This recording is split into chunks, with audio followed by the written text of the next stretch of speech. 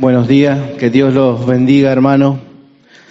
Ya me acomodo, tengo que subir con anteojos, ya que la vista es más corta.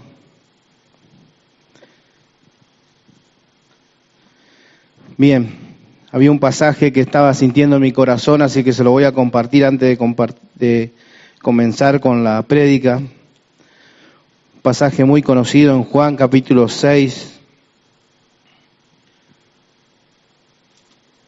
donde el Señor Jesucristo se presenta a los suyos como el pan de vida. Venía a mi corazón este pasaje, Juan 6,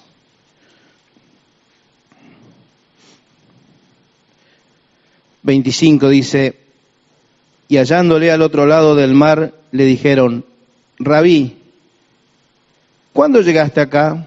Respondió Jesús y les dijo: de cierto os digo que me buscáis no porque habéis visto las señales, sino porque comisteis el pan y os saciasteis. Trabajad, no por la comida que perece, sino por la comida que a vida eterna permanece, la cual el Hijo del Hombre os dará, porque a éste señaló Dios el Padre. Entonces le dijeron: ¿qué debemos hacer para poner en práctica las obras de Dios? Respondió Jesús y les dijo: esta es la obra de Dios, que creáis en el que Él ha enviado. Le dijeron entonces: ¿qué señal pues haces tú para que veamos y te creamos? ¿Qué obra haces? Nuestros padres comieron el maná en el desierto, como está escrito: pan del cielo les dio a comer. Y Jesús les dijo: de cierto os digo, no os dio Moisés el pan del cielo, mas mi Padre os da el verdadero pan del cielo, porque el pan de Dios es aquel que descendió del cielo y da vida al mundo. Le dijeron: Señor, danos siempre este pan. Jesús les dijo: yo soy el pan de vida, el que a mí viene nunca tendrá hambre, y el que en mí cree no tendrá sed jamás. El Señor hablando a las multitudes que se acercaban a Él y le hablaron. Los que le seguían, Él les dice que lo siguen no por lo que Él era, sino por aquel alimento que Él les había dado, ¿sí? Habían comido y se habían saciado. Sin embargo, Él les dice que hay un alimento espiritual el cual los va a saciar y que nunca van a tener hambre ni tampoco sed. Él se declara en las Escrituras como el pan que descendió del cielo, ¿sí? Es el alimento espiritual que cada día necesitamos en nuestras vidas. Es el alimento sólido, es el alimento que lleva paz a nuestras almas, ¿sí? Por el cual somos fortalecidos cada día. Nuestro Señor Jesucristo, Él es el que se acerca a nosotros y se presenta como el pan que descendió del cielo. Amén. Quería compartir la palabra en esta mañana en Marcos, capítulo 1, versículo 14 y 15, hablando del Señor Jesucristo, acerca de pasajes en las Escrituras donde Él, el Señor Jesús, enviado por Dios, que vino como el Hijo de Dios a presentar el Evangelio del Reino, por el cual todo aquel que creyere, se arrepienta de sus pecados, sería salvo. Marcos capítulo 1, versículo 14 y 15 dice: después que Juan fue encarcelado, Jesús vino a Galilea predicando el Evangelio del reino de Dios, diciendo: el tiempo se ha cumplido y el reino de Dios se ha acercado. Arrepentíos, dice, y creed en el Evangelio. Mirando otro pasaje en Mateo, capítulo 4, versículo 17, que habla del mismo momento, de esta misma situación, cuando el Señor Jesucristo comienza su ministerio, dice: desde entonces comenzó Jesús a predicar y a decir: arrepentíos porque el reino de los cielos se ha acercado. Mientras preparaba estos pasajes, esta palabra, me llamaba la atención dos palabras, ¿sí? Arrepentimiento y creer, ¿sí? Aceptar al Señor Jesucristo requiere del arrepentimiento de nuestras vidas de todos los pecados. Es necesario arrepentirse y creer en el Hijo de Dios. Sí, una relación que estaba cortada desde el jardín del Edén, sí, cuando Adán y Eva pecaron. No voy a entrar en detalles en estas explicaciones, pero sabemos que ahí se rompe la relación con Dios a causa del pecado del hombre, y Dios, mostrando su misericordia y su amor a través de todas las Escrituras y a través de pasajes que podemos ir leyendo, siempre tuvo en sus propósitos la redención de cada una de sus criaturas. Dios presenta a su Hijo en la historia como nuestro Salvador, ¿sí? El puente por el cual tendríamos acceso a nuestro Señor Jesucristo, el cual estaba interrumpido, esa unión espiritual con el Padre, ¿sí? Ya que estaba cortada. Jesucristo vino a traer salvación, ¿sí? Por medio de su muerte y resurrección en la cruz, ¿sí? Compartíamos la Santa Cena y decía su palabra que cada vez que lo hacemos anunciamos la muerte de nuestro Señor Jesucristo. Mas al tercer día Él resucitó y está sentado a la diestra de Dios, ¿sí? Y de allí intercede por cada uno de nosotros. Y su palabra dice que vendrá por segunda vez, ¿sí? Vendrá por segunda vez sin relación con el pecado a buscar a los que han creído en su palabra. El Señor Jesucristo se presenta como el Salvador de aquello que se había perdido. Dice Lucas capítulo 19, versículo 10. El mismo Señor Jesucristo hablando dice: porque el Hijo del Hombre vino a buscar y a salvar lo que se había perdido.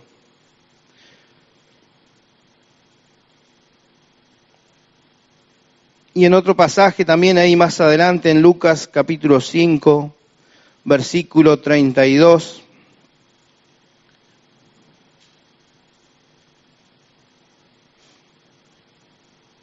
Dice: no he venido a llamar a justos, sino a pecadores al arrepentimiento. Una pregunta que podría hacerse cualquiera que no es convertido, ¿sí? Que vive una vida digna, que vive una vida respetuosa, que tiene una vida acorde a los parámetros de las leyes del mundo, podría decir: ¿y quiénes son los pecadores? ¿Sí? Y la palabra de Dios todo lo encierra bajo pecado. Dice su palabra en Romanos 6:23 que por cuanto todos, ¿sí? Todos pecaron, están destituidos de la gloria de Dios. Dios lo encerró a todo bajo pecado. No hay un hombre que sea justo. No hay nadie que pueda justificarse delante de Dios y decir que puede ser salvo porque haya hecho algo que a Dios lo conmovió. Romanos capítulo 3, versículo 10, siguiendo con las Escrituras, dice: como está escrito, no hay justo ni aún uno. Y el versículo 11 dice: no hay quien entienda, no hay quien busque a Dios. ¿Sí? Como les decía antes, no hay hombre que busque a Dios, no hay ningún hombre que pueda justificarse delante de Dios. ¿Sí?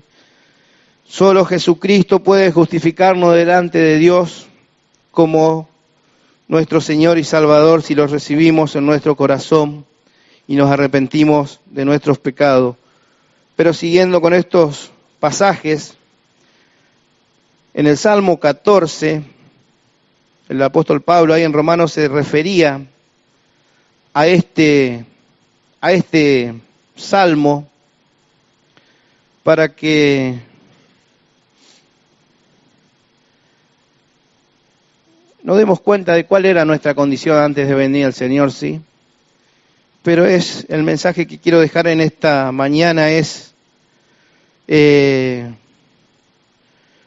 cómo miramos, ¿sí?, a los demás. Dice el Salmo 14, versículo 1. Dice el necio en su corazón, no hay Dios, ¿sí? Cuando la Biblia habla de necedad, necio lo llama aquel que no acepta a Dios, que no acepta la voluntad de Dios. Se han corrompido, dice, hacen obras abominables, no hay quien haga el bien. Jehová miró desde los cielos sobre los hijos de los hombres, para ver si había algún entendido que buscara a Dios. Los necios niegan a Dios. Y acá Dios se refiere en el versículo 2 a aquellos entendidos, ¿sí? Tampoco buscan a Dios. Pero gracias a Dios que envió a su Hijo Jesucristo a morir en la cruz, y por medio de Él hemos creído por la fe que Él ha puesto en nuestros corazones. Vemos la misericordia y el amor de Dios a través de su Hijo Jesucristo, mostrando para con cada una de nuestras vidas. Todos nos desviamos, dice su palabra. Ante toda esta realidad, ¿sí?, aparece el Señor Jesucristo en la historia, llamando a hombres y mujeres que vemos a través de las Escrituras que han sido eran rechazados por la sociedad en su tiempo. Ya me voy a referir a dos personajes en la historia donde eran aborrecidos por la sociedad, eran odiados, ¿sí? Y su condición social de vida era rechazada por aquellos que, entre comillas, vivían una vida recta o vivían una vida acorde a los parámetros que nos muestra la sociedad.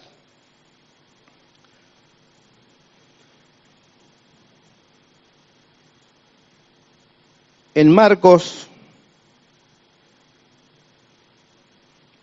capítulo 3, versículo 13, quisiera leer antes, para mostrar la soberanía de Dios, ¿sí? Él hace como quiere, llama a quien quiere. Nosotros, el ser humano, el hombre, es prejuicioso, ¿sí?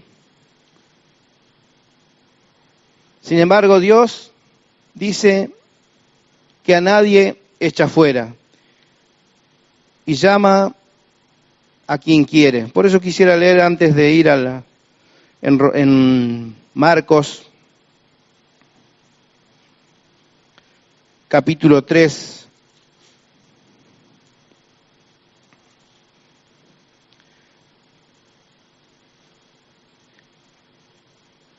versículo 13, dice el Señor Jesucristo, después subió al monte y llamó así a los que Él quiso, y vinieron a Él, y estableció a 12 para que estuviesen con Él y para enviarlos a predicar, y que tuviesen autoridad para sanar enfermedades y para echar fuera demonios. A Simón, a quien puso por sobrenombre Pedro, a Jacobo, hijo de Zebedeo, y a Juan, hermano de Jacobo, a quienes apellidó Boanerges, esto es, hijo del trueno, a Andrés, Felipe, Bartolomé, Mateo, Tomás, Jacobo, hijo de Alfeo, Tadeo, Simón el cananista, y Judas Iscariote, el que le entregó, y vinieron a casa. Si tuviéramos que elegir nosotros, elegiríamos personas con un título prominente, ¿sí? Un escriba, un fariseo, que tenga conocimiento teológico. Sin embargo, el Señor muestra su soberanía, ¿sí? El Señor se da a conocer aquí y llama a quien Él quiere, ¿sí? Él es soberano, hace como quiere, como decía anteriormente, elige a quien quiere y usa a quien quiere, ¿sí? Vemos aquí la soberanía de Dios. Estableció a 12, dice, para enviarlos a predicar. Primeramente para que estén con Él y después enviarlos a predicar, a hacer su obra. Cuando nos ponemos a mirar, más o menos, incluso la Escritura acá declara que uno era el que le iba a entregar, lo iba a entregar a él, Judas, ¿sí? Miramos a Pedro, por ahí cómo lo negó 3 veces. Sin embargo, después que Pedro se arrepintió, fue uno de los pilares en la iglesia del Señor Jesucristo. Pero a estos primeramente llamó para salvación y después para darles, ¿sí?, la comisión a cada uno.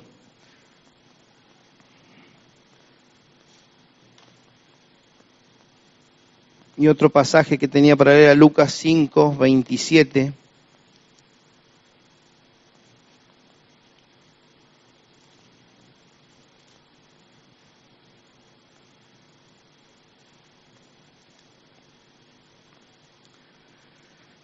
Hablando de la soberanía de Dios, Él aparece en la historia a buscar a los justos, a los pecadores, a sanar a los enfermos.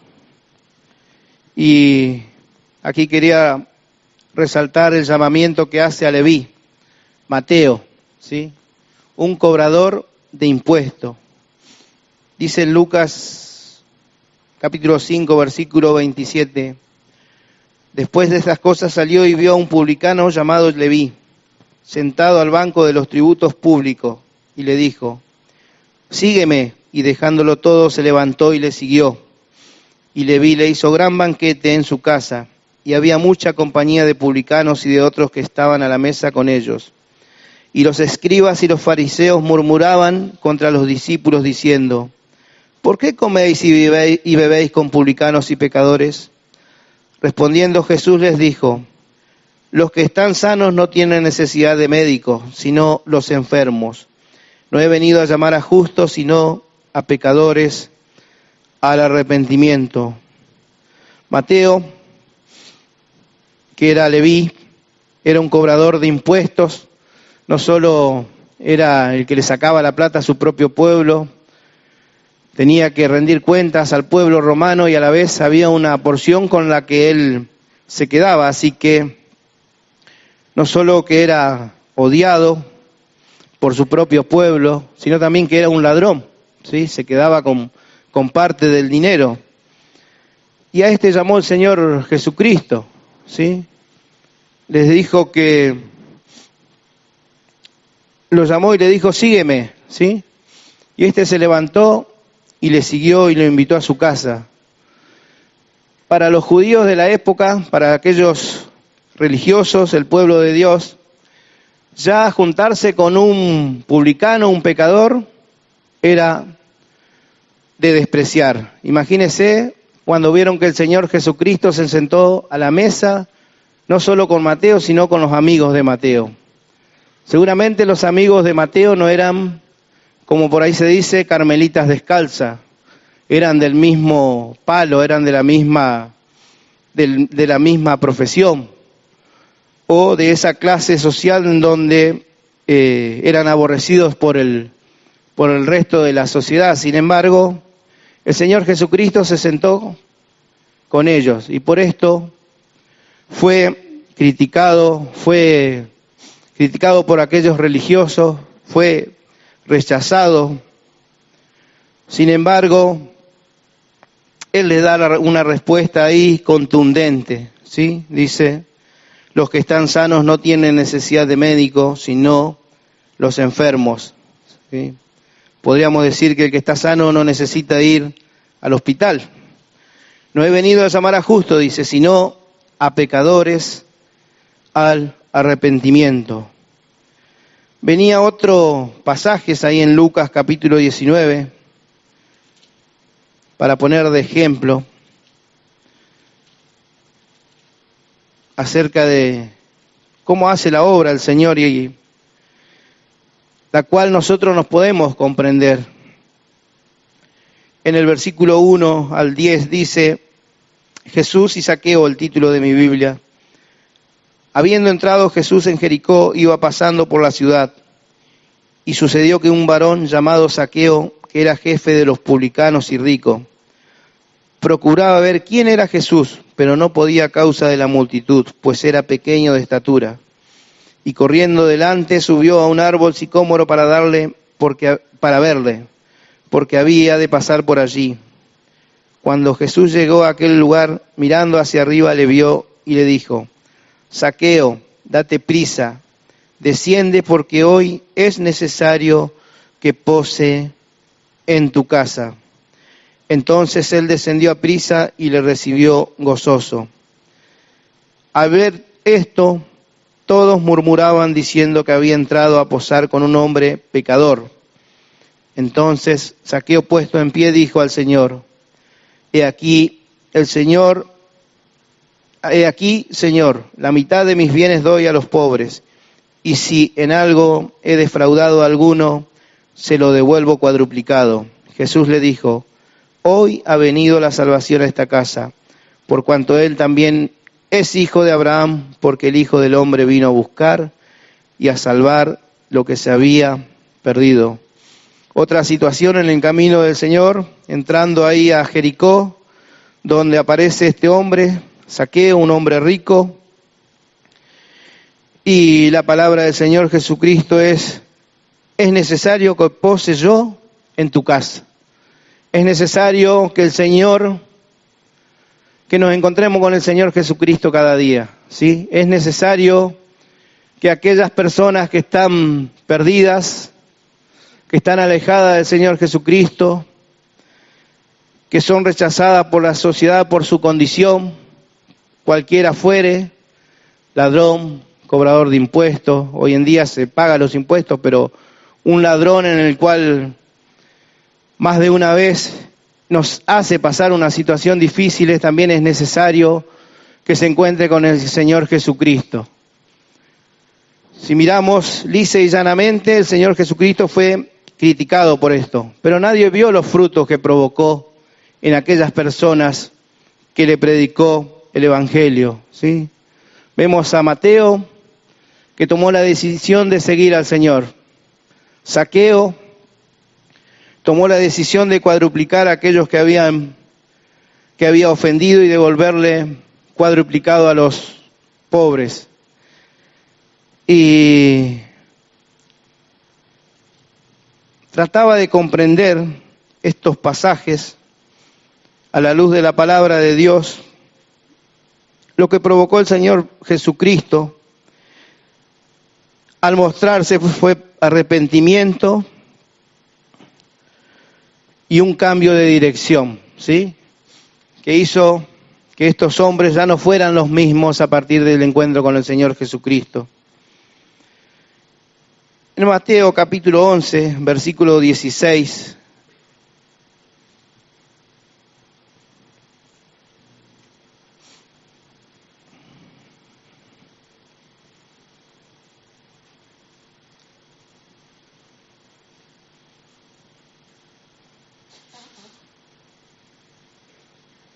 veía estos pasajes donde el Señor es criticado, no solo el Señor, sino también Juan el Bautista acerca de su forma de vida. El Señor Jesucristo es criticado por su forma de vida que lleva, dice Mateo capítulo 11, versículo 11. De cierto os digo, entre los que nacen de mujer no se ha levantado otro mayor que Juan el Bautista, pero el más pequeño en el reino de los cielos mayor es que él. Desde los días de Juan el Bautista hasta ahora el reino de los cielos sufre violencia y los violentos lo arrebatan, porque todos los profetas y la ley profetizaron hasta Juan. Y si queréis recibirlo, él es aquel Elías que había de venir. El que tiene oídos para oír, oiga. Mas, ¿a qué compararé a esta generación? Es semejante a los muchachos que se sientan en las plazas y dan voces a sus compañeros, diciendo: os tocamos flauta y no bailasteis, os endechamos y no lamentasteis. Porque vino Juan, que ni comía ni bebía, y dicen: demonio tiene.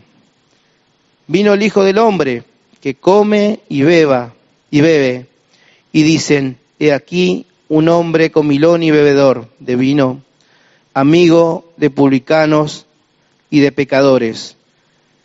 Pero la sabiduría es justificada por sus hijos. ¿Sí? Aquí está la sabiduría de Dios. ¿Sí? Justificada y resaltada en sus hijos, con los cuales Él se había sentado, con los cuales aquellos eran rechazados en la sociedad. La sabiduría de Dios dada a los hombres a través de nuestro Señor Jesucristo. ¿Sí? Él irrumpe en la historia y es criticado por aquellos religiosos. Sin embargo, la sabiduría de Dios es justificada por sus hijos. El cambio en el corazón del hombre que produce el Señor Jesucristo, ¿sí? A través de toda la historia es contundente. El Señor se da a conocer a nuestras vidas y ya nuestras vidas no fueron iguales desde el momento en que nos encontramos. Podría dar algún testimonio de alguna persona, o todos podríamos dar testimonio de lo que el Señor hizo en nuestras vidas. Me quería referir solamente a las Escrituras para que veamos cuán grande es el amor de Dios, ¿sí? El Señor Jesucristo va a seguir siendo criticado. Sus hijos van a seguir siendo criticados. Sin embargo, dice su palabra, como dice acá, pero la sabiduría es justificada por sus hijos, ¿sí? Podríamos agregar también en Lucas capítulo 8, versículo 1 y 3, acerca de aquellas personas que lo seguían. Aquellas personas que se acercaron al Señor Jesucristo. Aquí Lucas nombra tanto a hombres como mujeres, dice. Acá nombra a mujeres, dice: aconteció pues, el versículo 1, que Jesús iba por todas las ciudades y aldeas, predicando y anunciando el evangelio del reino de Dios, y los 12 con él.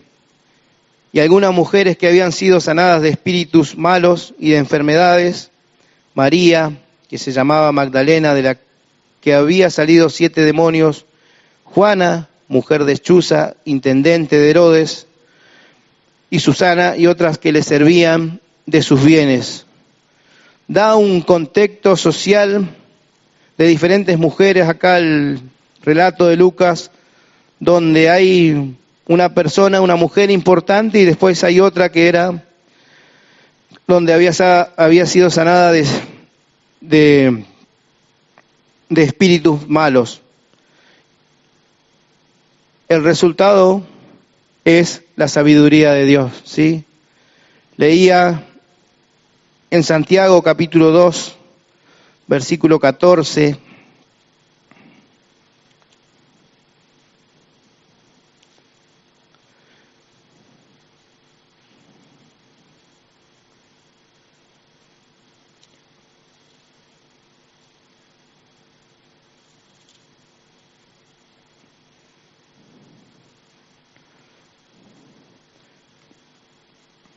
Dice: hermanos míos, ¿de qué aprovechará si alguno dice que tiene fe y no tiene obras? ¿Podrá la fe salvarle?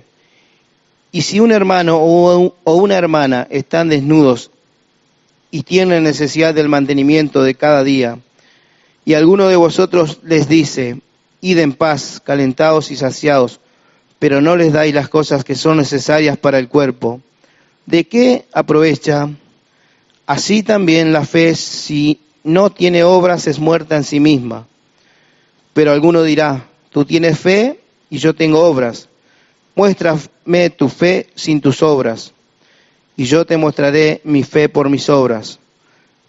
Tú crees que Dios es uno, bien haces, También los demonios creen y tiemblan. Mas, ¿quieres saber, hombre vano, que la fe sin obra es muerta? ¿No fue justificado por las obras Abraham nuestro padre cuando ofreció a su hijo Isaac sobre el altar? ¿No ves que la fe actuó juntamente con sus obras y que la fe se perfeccionó por las obras? Y se cumplió la escritura que dice, Abraham creyó a Dios y le fue contado por justicia y fue llamado amigo de Dios. Vosotros veis pues que el hombre es justificado por las obras y no solamente por la fe. Asimismo también Rahab la ramera no fue justificada por obras cuando recibió a los mensajeros y los envió por otro camino, porque como el cuerpo sin espíritu está muerto, así también la fe sin obra está muerta. La obra no trae salvación, eso lo tenemos bien claro, sino el sacrificio de Cristo en la cruz es el que nos trae salvación. Producto de este sacrificio, nuestra fe se pone en movimiento, ¿sí? Y a través de las obras mostramos la sabiduría de Dios justificada en nuestras vidas. Hemos sido justificados por la sangre de nuestro Señor Jesucristo que derramó en la cruz. El justo por los injustos. Jesucristo murió en la cruz para darnos vida eterna a cada uno de nosotros, ¿sí? Y esa sabiduría de Dios, insondable, como lo llaman las Escrituras, inescrutable, que no las podemos comprender en la totalidad, pero sí podemos conocer a nuestro Señor Jesucristo y aceptar por fe en nuestros corazones que Él es el que hace la obra de salvación y nos da